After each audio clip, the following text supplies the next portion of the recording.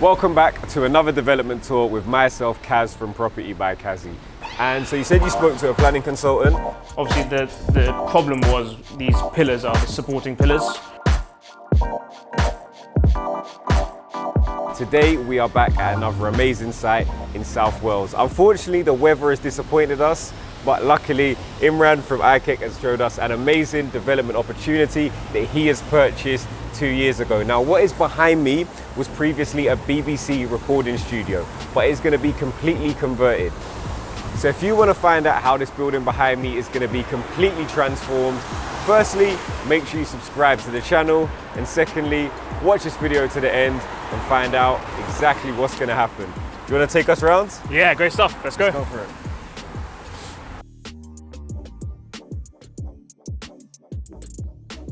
So we purchased this one unconditionally, Yep. but obviously we had discussions with planning consultants and our architect and things there to say what's the feasibility of the scheme and things, and how many apartments we can get in there, and we were pretty confident.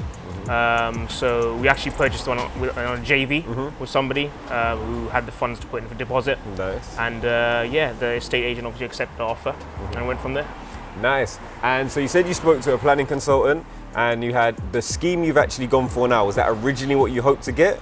So there was a bit of back and forth. Obviously we wanted to try and maximize the number of units we had, but also because we're in a good area and sort of ceiling prices are quite high, we wanted to keep quite good sort of sized units as well.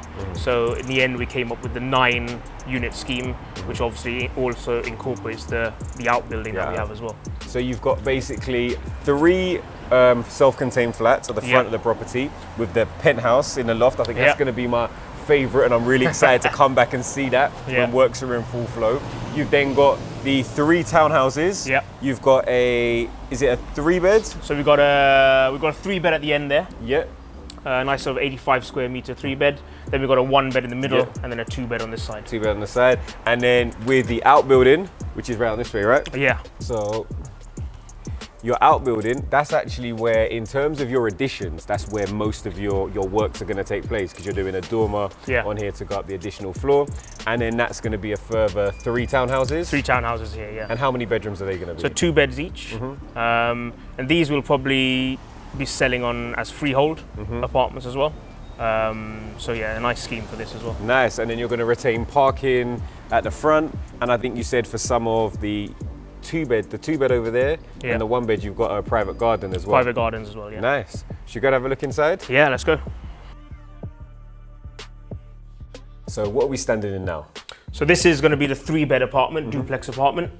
3 beds upstairs, and this is going to be the open plan lounge kitchen area with bifolding doors going into the private garden at the back there. Nice, and effectively that's going to be replicated across here. So you've got another 2-bed and then a 1-bed? Yes, so a 1-bed in the middle, and then a 2-bed along there. Obviously the problem was these pillars are the supporting pillars, so we tried to sort of incorporate that. So basically the walls, the separating walls will be going through there. Yeah, one thing I've noticed when I looked at your plans is that you haven't really altered the main structure and the spine of this building much. So where you see when we walk around and you'll notice all of the pillars that you just mentioned, generally speaking, they're all kept in situ and you're just working around them, so which is quite good. A lot of the time, when architects look at space, they'll just design, whatever looks the nicest, but also as developers, we've got to have our, financial hat on and make sure we're also cost effective as well. That's it. It's a bit of a balancing act, isn't it? Because you want to get the units looking nice, but you've got to try and incorporate the structure and whatever's there as well. This is actually a concrete structure as well, so it's quite a solid structure. So things like fireboarding and stuff like that is a lot easier as well. Yeah, no, nice.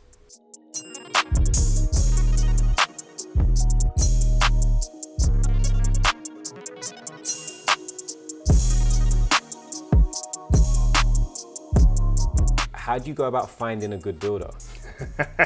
It's a good question. Particularly in an area, I know obviously you've lived here for a while, but there's different areas. We've mentioned earlier, you invest in different areas.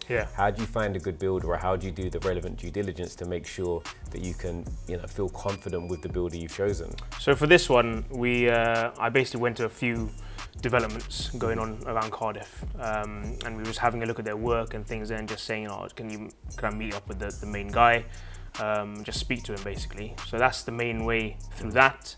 There's obviously recommendations, other developers I know, ask them who you've used for different sort of projects.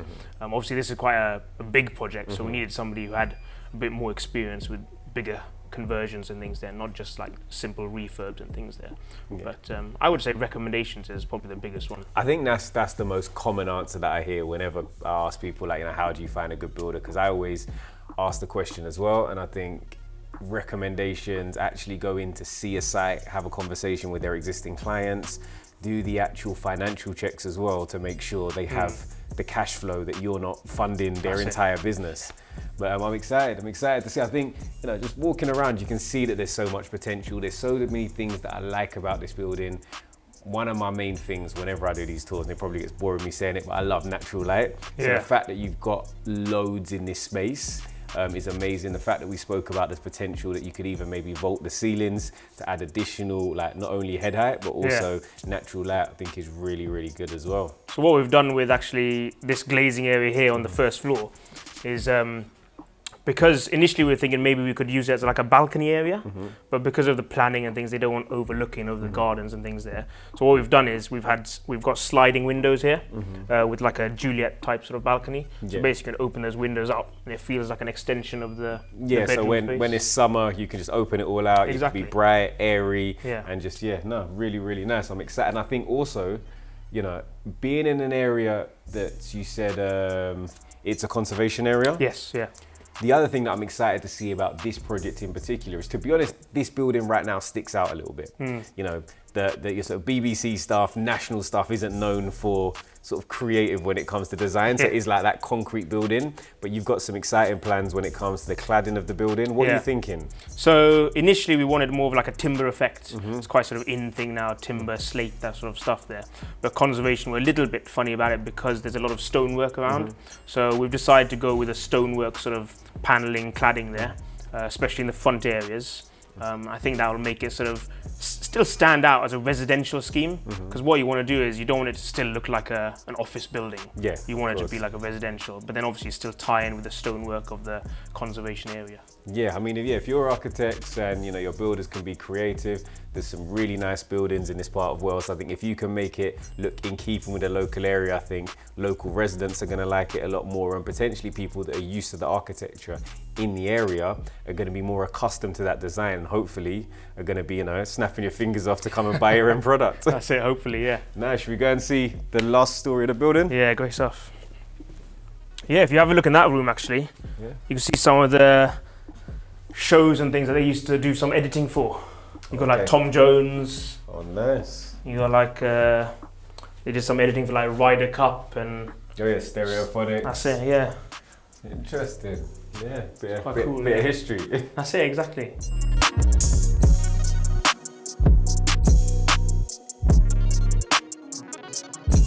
So you mentioned this is your biggest project to date.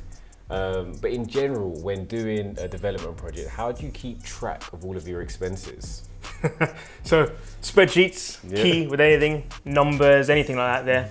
As I said, like this one, they came back to us after 6 months, so that's why it's important to keep the spreadsheet, keep your numbers, folders, things like that. They've got a whole room with cupboard full of folders of each one we've done numbers for, each development we're looking at.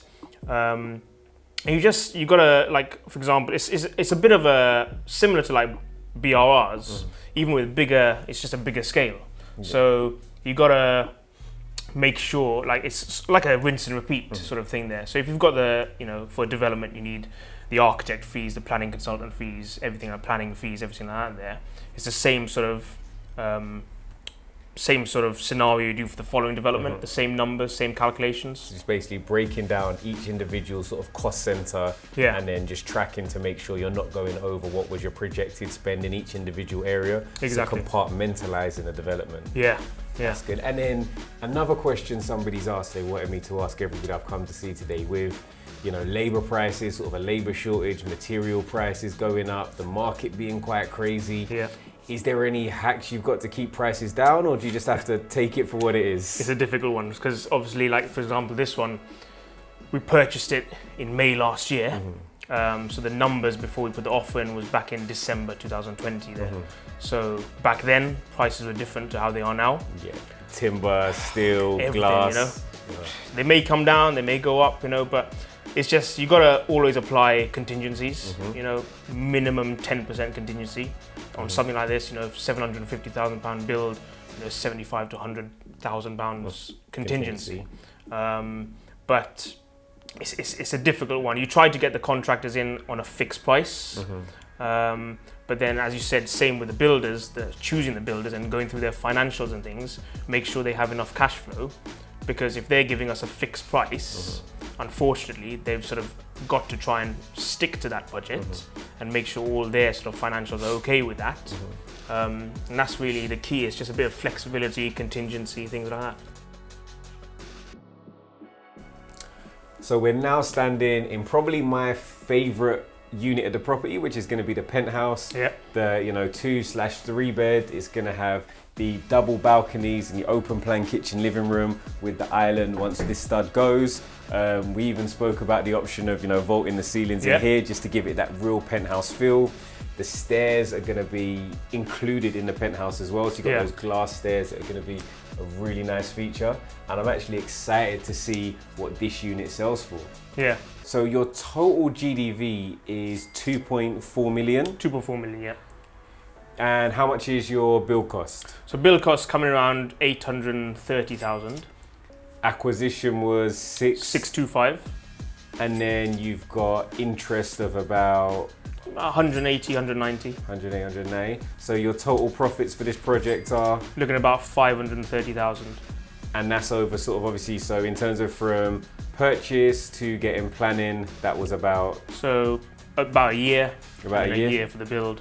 So about 2 years. About 2 years, so 530,000. It's not hard going, is it? It's not bad going at all. It's not bad.